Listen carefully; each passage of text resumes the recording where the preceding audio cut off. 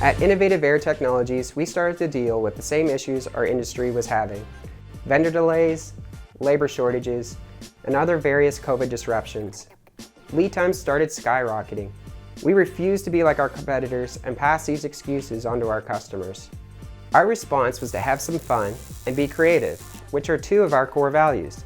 Our lead times began reaching the 40-week mark, and because of Project Go, we are now down to 22 to 24 weeks for our Rotor and IDP units, and 2 weeks for our Compact series.